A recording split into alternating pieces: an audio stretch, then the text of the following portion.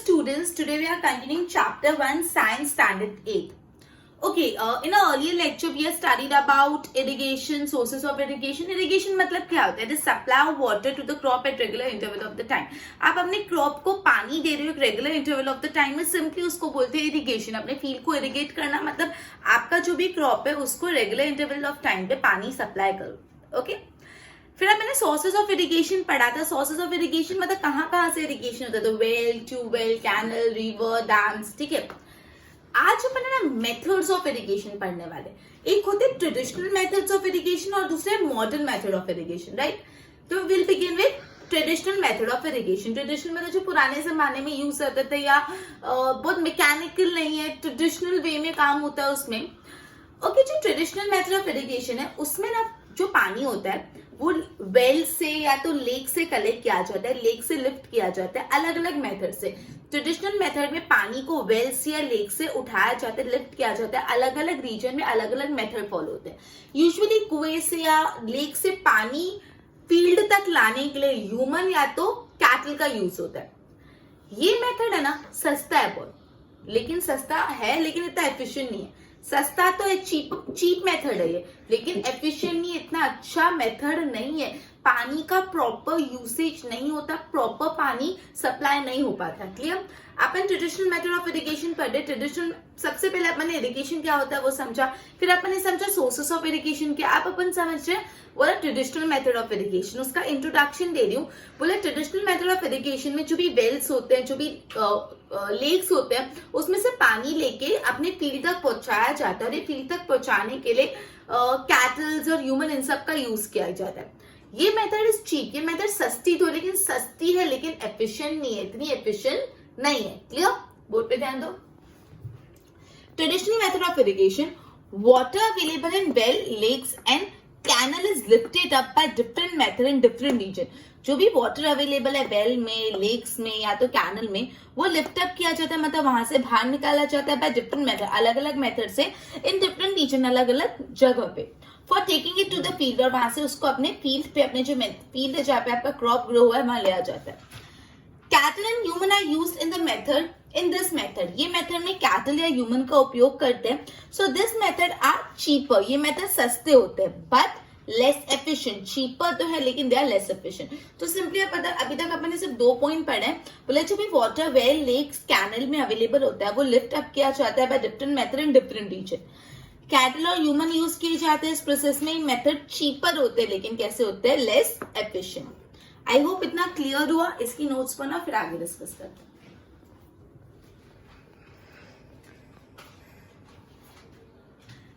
आपको टेक्स्ट में कुछ ट्रेडिशनल मेथड ऑफ इरिगेशन में ना उसके खाली नाम भी एक बार मेमोराइज कर लोगे तो for timing more than enough हो गया, बिकॉज ज्यादा डिटेल में we need to study modern method of irrigation. ठीक है, तो ट्रेडिशनल मेथड ऑफ इरिगेशन में आता है मोड सिस्टम.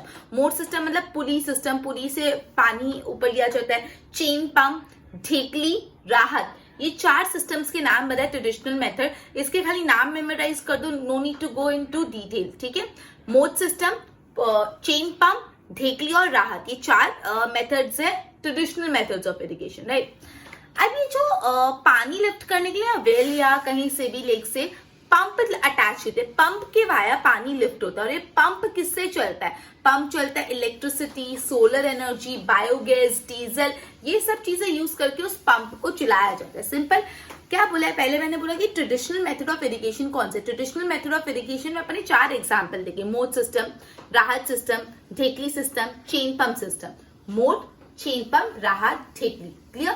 ये 4 ट्रेडिशनल मेथड. फिर अपन ने पढ़ा कि ये जो भी वेल, कैनल्स, यहाँ से पानी निकालते हैं, वेल, कैनल पानी निकालने के लिए पंप यूज होता है. ठीक है, और ये पंप से पानी निकाला जाता है, पंप ऑपरेट करता है. ठीक है, और ये पंप कैसे चलता है? पंप में कुछ डालना पड़ेगा तो ही तो चलेगा, या उसमें डीजल से पंप चलता है, या इलेक्ट्रिसिटी से चलता है, या तो सोलर एनर्जी से चलता है, या तो बायोगैस से चलता है. क्लियर? अब ट्रेडिशनल मेथड के बाद we are going to a point of modern method of irrigation, जो बहुत इंपॉर्टेंट आंसर है इस चैप्टर का. जैसे अपने मेन्योर और फर्टिलाइजर का डिफरेंस पढ़ा था, वो कितना इंपॉर्टेंट है उतना ही इंपॉर्टेंट है modern method of irrigation. Modern method of irrigation में आपके टेक्स्ट बुक में 2 सबसे इंपॉर्टेंट मेथड बताई गई है जो अपन 2 पढ़ने वाले हैं. पहला स्प्रिंकल सिस्टम और दूसरा ड्रिप इरिगेशन. राइट, अब अपन स्प्रिंकल पढ़ रहे हैं अपन, अगर कंटेंट नहीं भी देखे तो बाय कॉमन सेंस स्प्रिंकल से क्या अपन को अंदाजा लगता है? स्प्रिंकल मतलब छिड़कना, जिसको हम बोलते हैं छिड़कना, स्प्रिंकल करना। अगर आपके हाथ में पानी है, बोलते पानी स्प्रिंकल कर दो, अपन क्या करेंगे? छिड़क देना, स्प्रिंकल करना। और ड्रिप इरिगेशन से क्या पता चलता है? बूंद बूंद डालना, ड्रिप बाय ड्रिप डालना। क्लियर? कंटेंट अपन पढ़ रहे, but like for understanding sprinkle और ड्रिप में होगा क्या? कॉमन सेंस वाइज नाम से ही पता चलता है। स्प्रिंकल मतलब छिड़कना है और ड्रिप मतलब एक एक बूंद पे देना है। इतना क्लैरिफाई हुआ? माइंड में इतनी इमेज बनी, फिर अपन कंटेंट पढ़ते। क्लियर? अब स्प्रिंकल पढ़ रहे। स्प्रिंकल मेथड ऑफ इरिगेशन सबसे पहले आप ये समझ लो कहाँ यूज होता है। ऐसी जगह यूज होता है जहाँ पे लैंड अनइवन होती है। अनइवन मतलब, इवन मतलब क्या होता है? इवन। अनइवन मतलब उबड़ खाबड़। इवन मतलब इवन सरफेस, बोलते हैं ना एकदम प्रॉपर इवन है, कहीं भी ऊपर कहीं भी नीचे, ऐसे नहीं। अनइवन मतलब क्या होता है? उबड़ खाबड़। तो स्प्रिंकल सिस्टम यूज होता है जहाँ पे अनइवन लैंड होती है और जहाँ पे पानी की अवेलेबिलिटी इतनी नहीं होती। क्लियर? तो सबसे पहले स्प्रिंकल मेथड में अपन को ये समझना है कि स्प्रिंकल मेथड यूज कहाँ होता है। तो उसका जवाब ये है, स्प्रिंकल मेथड वहां पे यूज होता है जहाँ पे लैंड होती है अनइवन और जहाँ पे पानी की अवेलेबिलिटी इतनी नहीं होती। उसके बाद है ना, सब आप इसको कैसे, हाउ डज इट फंक्शन, वो देखते हैं कैसे फंक्शन करता है। स्प्रिंकल सिस्टम में ना परपेंडिकुलर पाइप अटैच होते हैं। कैसे पाइप? परपेंडिकुलर। आपको सबको पता है पैरेलल मतलब क्या होता है? ये और ये पैरेलल है, ये पैरेलल है, और ये परपेंडिकुलर है। आई होप ये तो आपको पता ही होगा। तो कैसे पाइप अटैच होते हैं? परपेंडिकुलर पाइप अटैच होते हैं और एक परपेंडिकुलर पाइप के ऊपर है ना एक रोटेटिंग नोजल होता है। रोटेटिंग नोजल आपको पता चलता है, ऊपर से कुछ अटैच होता है, वो गोल गोल घूमता है और हर जगह पानी छिड़कता रहता है। नोजल जिसको अपन बोलते हैं। रोटेटिंग मतलब एक जगह नहीं, रोटेट होता रहता है, रोटेट होता रहता है, रोटेट मतलब घूम घूम के हर जगह पानी स्प्रिंकल करते हैं। तो यहाँ पे परपेंडिकुलर पाइप होता है, उस पाइप के ऊपर क्या लगा होता है? Rotating nozzle. और ये जो परपेंडिकुलर पाइप्स है ना, वो किससे ज्वाइंट होते हैं? मेन पाइप से ज्वाइंट होते हैं। मतलब सपोज एक मेन पाइप है, वहां से पानी आ रहा है, वो अलग अलग परपेंडिकुलर पाइप में जा रहा है, परपेंडिकुलर पाइप के ऊपर क्या लगा हुआ है? रोटेटिंग नोजल लगा हुआ है। ठीक है? और ये परपेंडिकुलर पाइप हर रेगुलर इंटरवल में, थोड़े थोड़े इंटरवल में लगाए हुए होते हैं पूरे फील्ड में। क्लियर? इतना पहले क्लैरिफाई करो। अपन कौन सा मेथड ऑफ इरिगेशन पढ़ रहा है? Yes, upon sprinkle method of irrigation पढ़ रहे। स्प्रिंकल से क्या समझ आता है? स्प्रिंकल, छिड़को। ओके, स्प्रिंकल में सबसे पहले ये सवाल उठता है कि स्प्रिंकल हम यूज क्या करेंगे? तो स्प्रिंकल हम वहां यूज करेंगे जहां पे अपनी लैंड कैसे अनइवन। अनइवन मतलब I have already explain you, उबड़ खाबड़, इवन नहीं है। इवन मतलब एक जैसा सरफेस, अनइवन मतलब सरफेस बदलता रहता है। क्लियर? और जहाँ पे अवेलेबिलिटी ऑफ वाटर कम होता है, जहाँ पे पानी की इतनी अच्छी रिक्वायरमेंट, इतनी अच्छी अवेलेबिलिटी नहीं होती।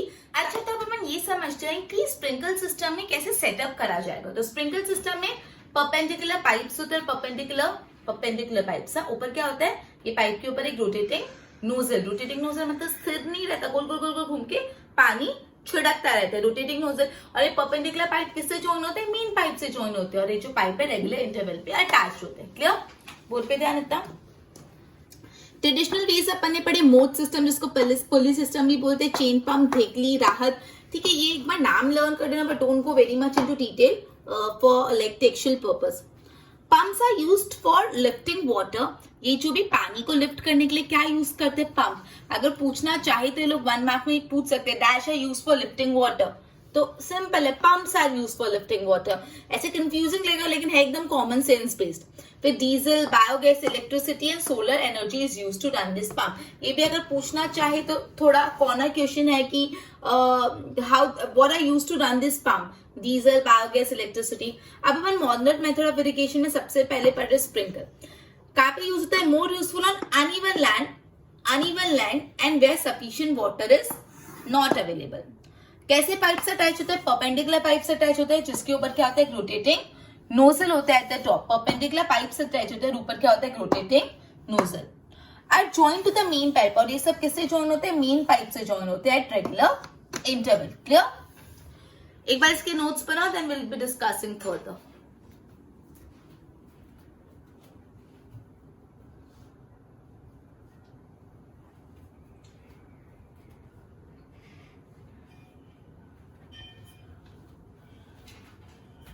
ओके, तो अपन ने ये पढ़ा जो परपेंडिकुलर पाइप्स है वो मेन पाइप से अटैच होते हैं। स्ट्रक्चर पढ़ने के बाद अपन ये पढ़ेंगे कि पानी आएगा कैसे, पानी फील्ड में पहुंचेगा कैसे। अपन ने पहले पढ़ा कि स्प्रिंकल सिस्टम कहाँ यूजफुल है, फिर पढ़ा स्प्रिंकल सिस्टम का सेटअप, फिर पढ़ा कि अब पानी एक्चुअली फील्ड में स्प्रिंकल कैसे होगा। तो जो मेन पाइप है वहां से पानी फ्लो होता है फुल प्रेशर में, मेन पाइप से पानी फ्लो होता है फुल प्रेशर में। मेन पाइप से फ्लो होते होते वो सारे परपेंडिकुलर पाइप्स में जाता है, प्रेशर से, और जो रोटेटिंग नोजल है उससे बाहर निकल के हर जगह स्प्रिंकल हो जाता है। जैसे बरसात हो रही है, जैसे ऐसे लगता है कि रेनफॉल हो रही है, समझा, रेनफॉल हो रही है ऐसा लगता है। वापस मेन पाइप से पानी को फुल फोर्स में अलाउ करते हैं फ्लो होना, वो फ्लो होते होते होते होते परपेंडिकुलर पाइप्स तक पहुंचता है, ऊपर रोटेटिंग नोजल से वो स्प्रिंकल हो जाता है सारे फील्ड में, और ऐसा लगता है जैसे बारिश हो रही है, जैसे रेनफॉल हो रहा है। क्लियर? अब ये जो मेथड है वो किसके लिए यूजफुल है? लॉन प्लांटेशन, कॉफी प्लांटेशन, इन सब के लिए यूजफुल है। स्प्रिंकल सिस्टम समझा अपने, पर इसको लर्न करने के लिए आप सिर्फ 4 सवाल का जवाब दो। हाँ, 4 सवाल का जवाब दो, आपका आंसर है। पहला सवाल, स्प्रिंकल सिस्टम किसके लिए यूजफुल है, कहाँ यूजफुल है? कहाँ यूजफुल है? अनइवन लैंड पे and where the availability of water is less. ठीक है, पहला। दूसरा, उसका सेटअप बताओ। सेटअप में अपन क्या पढ़ेंगे? Perpendicular pipes are joint with a rotating nozzle at the top, ठीक है, and these pipes are joined to the main pipe at a regular interval of time. Setup बता दिया। फिर how water would reach the field। तीसरा question है actually how will you operate it। पानी आप वो स्प्रिंकल को ऑपरेट करोगे कैसे? तो water is allowed to flow with full pressure from the main pipe. It reaches the perpendicular pipes and escape from the rotating nozzle. Rotating nozzle से escape होके and sprinkle in the field as if it is raining, ऐसा लगता है बारिश हो रही हो। चौथा क्वेश्चन, कौन कौन से प्लांटेशन के लिए यूज हुआ है? Lawn plantation and coffee plantation. सिर्फ 4 सवाल का जवाब और आपका आंसर लर्न। क्लियर? स्प्रिंकल के बाद स्टार्टिंग ड्रिप इरिगेशन। अब नाम से क्या पता चलता है? Drip, drip by drip, drip drip by drip. ठीक है, तो ड्रिप इरिगेशन में एक रूट पे ड्रिप बाय ड्रिप, हर रूट पे इंडिविजुअली ड्रिप बाय ड्रिप पानी डाला जाता है। क्लियर? ओके, ये मेथड है ना बेस्ट है for watering fruit plant, garden plant, tree plants, इनके लिए बेस्ट है।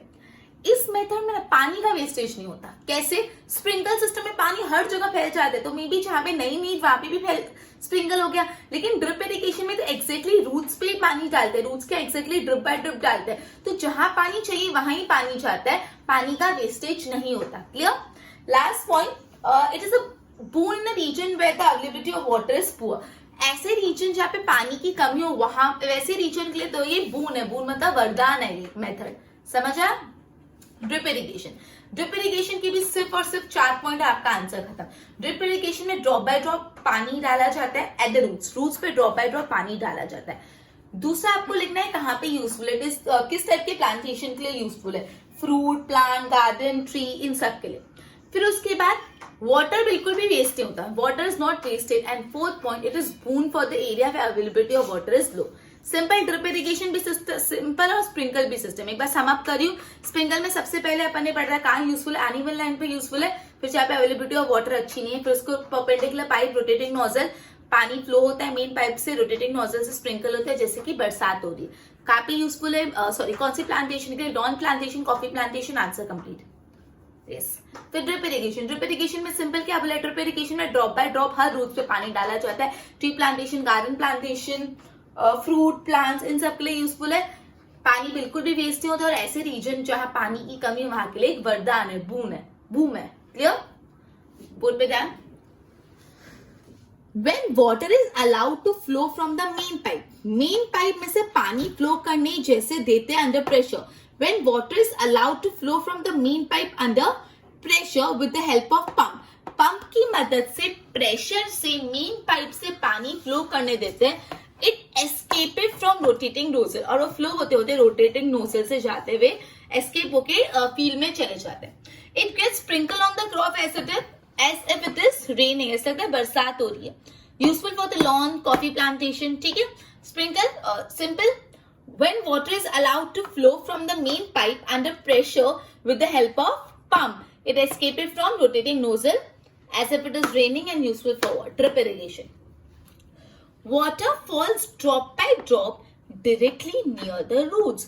Water falls drop by drop directly near the roots. So it is called drip system. Water drop by drop roots पे fall करता है, इसको drip system बोलते हैं. Best way for watering fruit plants, garden and tree. Water is not wasted. Boon in the region में availability of water is poor. ऐसे area के लिए बून है जहां पे पानी की अवेलेबिलिटी कम है. आई होप ये दोनों क्लियर हो. बहुत इंपॉर्टेंट आंसर है, इसके नोट्स बनाओ.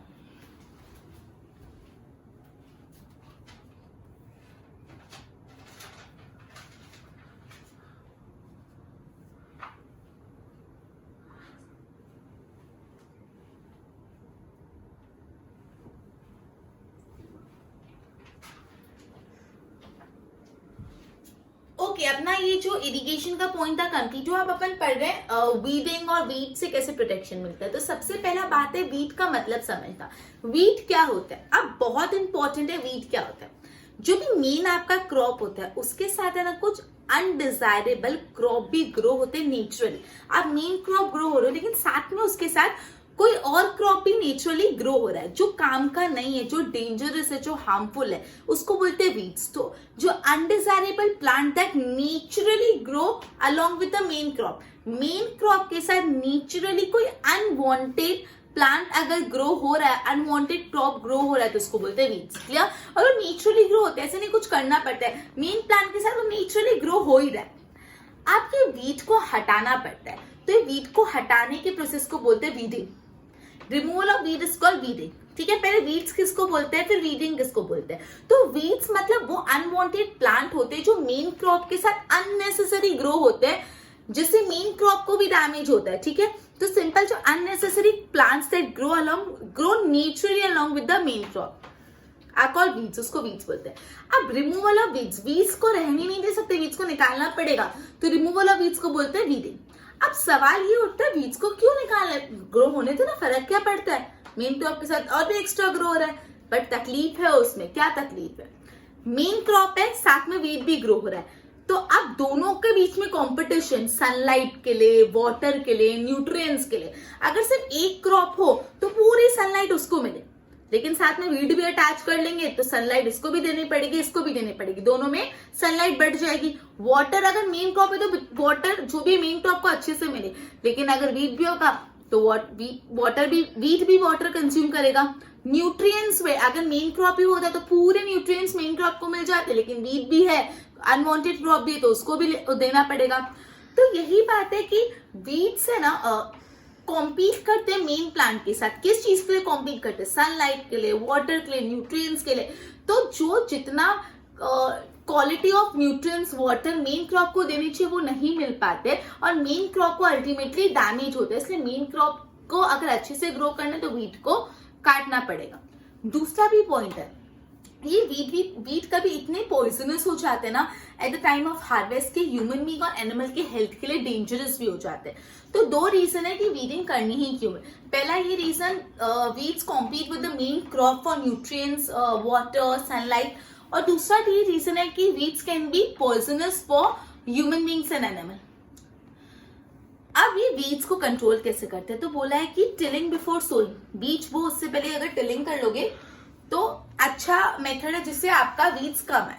सबसे बेस्ट टाइम क्या होता है for removal of the weeds? ये बहुत इंपॉर्टेंट है 1 मार्क के लिए. बेस्ट टाइम क्या होता है वीड्स रिमूव करने का? बेस्ट टाइम होता है वीड्स रिमूव करने का बिफोर फ्लावरिंग. फ्लावर आ जाए ना उससे पहले वीड्स को काट दो. It's the best time for removal of weed. ठीक है, तो अपन ने ये स्लाइड में क्या क्या पढ़ा? अपन ये स्लाइड में सबसे पहले पढ़ा वीड क्या होता है, फिर अपन ने पढ़ा वीडिंग क्या होता है, फिर अपन ने पढ़ा वीडिंग करना क्या होता है, फिर अपन ने पढ़ा वीडिंग कब करना होता है. 4 सवाल. वीड क्या होता है, वीडिंग क्या होता है, वीडिंग क्यों करना होता है, वीडिंग कब करना होता है. चारों के जवाब रिवाइज करा. वीड क्या होता है? Unwanted plant that naturally grow along with the main crop, उसको वीडिंग बोलते हैं, वीड्स बोलते हैं. Weeding removal of weeds, weeds को काट दो, वीड्स को हटा दो, उसको बोलते हैं weeding. Why weeding has to be done? हाँ, weeding क्यों करना पड़ता है? Because जो weeds होते थे compete with the main crop for nutrients, sunlight and water. दूसरा रीजन ये weeds काफी poisonous भी हो सकते हैं और ह्यूमन बीइंग और एनिमल को डैमेज भी पहुंचा सकते हैं. चौथा पॉइंट, weeding कब करना चाहिए? The best time for weeding is before planting. समझ आया था? क्लियर? बोर्ड पे ध्यान दो. Weeds undesirable plant that may grow naturally along with the main crop.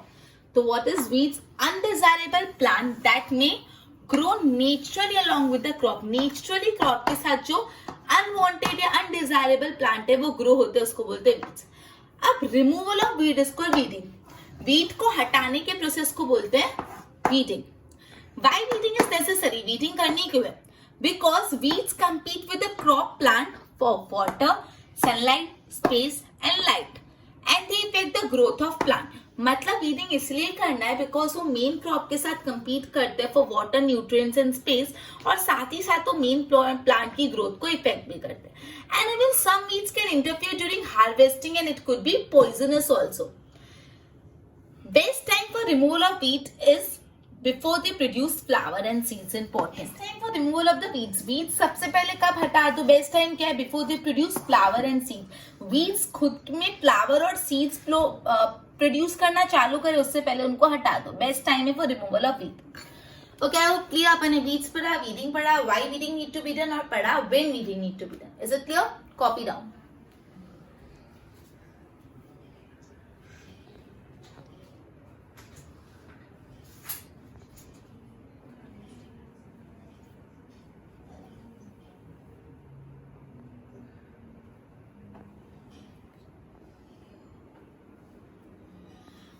Weeds को हटाने के लिए जो वीडिंग करते हैं उसका मेथड एक manual removing. Manual removing of weed आप कैसे करोगे? वीड को क्लोज टू द ग्राउंड, जहां पे भी वो ग्राउंड पे उग रहा है उसको मैनुअली काट दो. और कटिंग किससे करते हैं? विद हेल्प ऑफ खुरपी आती है ना, खुरपी से कटिंग करते हैं. मतलब मैनुअल रिमूवल ऑफ वीड्स में क्या करूं? जहां पे भी वीड्स ग्रो हो रहा है क्लोज टू द ग्राउंड उसको कट कर दो. सीड्रिल्स भी यूज कर सकते हो वीडिंग के लिए. अब जो सबसे इफेक्टिव मेथड इसको वीडीसाइड्स. वीडीसाइड्स क्या होता है? वीडीसाइड केमिकल्स होते हैं जो वीड को रिमूव करने के लिए यूज होते हैं. ठीक है, ये भी इंपॉर्टेंट है. वीडीसाइड होते हैं. Weedicides are chemical use to remove the weed. Weeds को हटाने के लिए जो केमिकल डालते हैं उसको वीडीसाइड बोलते हैं. जैसे 2,4-D एक एग्जाम्पल है. अब ये जो वीडीसाइड डालते हैं मतलब केमिकल डालते हैं, तो केमिकल डालने से चिंता मत करो, मेन क्रॉप को कुछ नहीं होगा. मेन क्रॉप को कोई भी डैमेज नहीं होगा, सिर्फ वीड्स को ही असर आएगा. वीड्स ही निकलेंगे, मेन क्रॉप को कोई नुकसान नहीं होगा. अभी जो वीडीसाइड है आप उसको हल्का सा पानी में डाइल्यूट कर लो. डाइल्यूट करना मतलब क्या होता है? किसी भी चीज में पानी डाल दो तो उसको डाइल्यूट करना बोलते हैं. तो ये वीडीसाइड को डाइल्यूट कर लो इन वाटर और फिर स्प्रेयर की मदद से छिड़कते हैं. अब सवाल ये उठता है कि जो जब स्प्रेयर की मदद से छिड़कते हैं तो उसमें कोई हेल्थ हिसाब से कोई अपनी हेल्थ को डेंजर है? तो हाँ, फार्मर्स जब भी केमिकल छिड़कते हैं तो मुंह पे प्रॉपर मास्क पहन के कवर करके हैंडकरचिप रख के छिड़कना चाहिए, वरना उनकी हेल्थ के लिए हार्मफुल हो सकता है. क्लियर?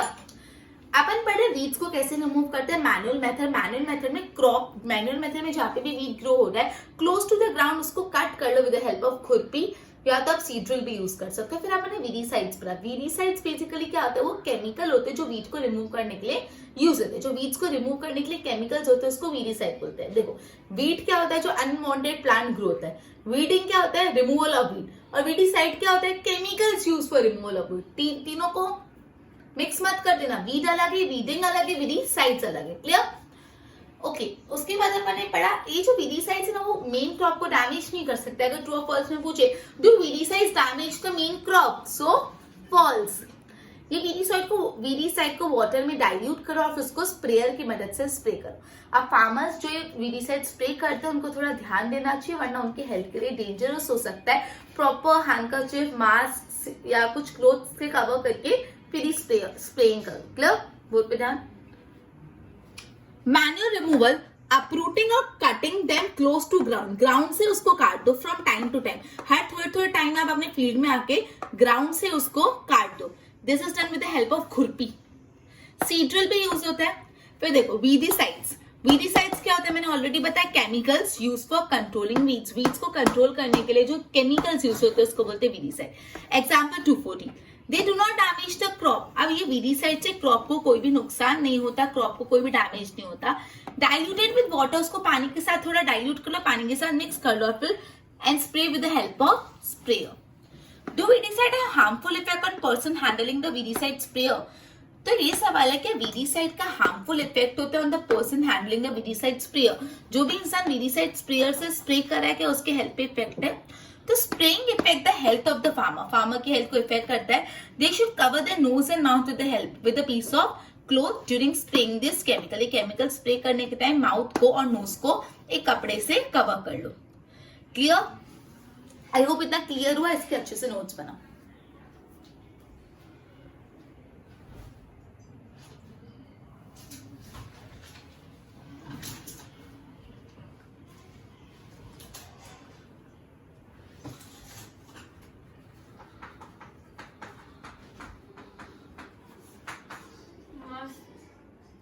ओके, तो अभी तक अपन ने जितना भी पढ़ा उसको सम अप कर लेते हैं. टू स्टार्ट विद सबसे पहले अपन ने पढ़ा था इरिगेशन करने के ट्रेडिशनल मेथड. राइट, अपन ने पढ़ा था इरिगेशन करने के ट्रेडिशनल मेथड. मैंने आपको बोला था बहुत ज्यादा इसमें डिटेलिंग में जाने की जरूरत नहीं. 4 मेथड आपको याद रखने हैं: राहत, धेकली, मोड चेन और पुली सिस्टम. ठीक है, ये 4 मेथड आपको याद रखने. बहुत डिटेलिंग में नहीं जाना बिकॉज जो मॉडर्न मेथड है उसको ज्यादा डिटेल में पढ़ेंगे. राइट, उसके बाद अपन ने पढ़ा था ये जो भी वेल्स, कैनल्स, लेक से पानी लिफ्ट करना होता है वो किसकी मदद से होता है? With the help of pump. Right, और पंप कैसे ऑपरेट होता है? With the help of diesel, electricity, biogas. Right, okay.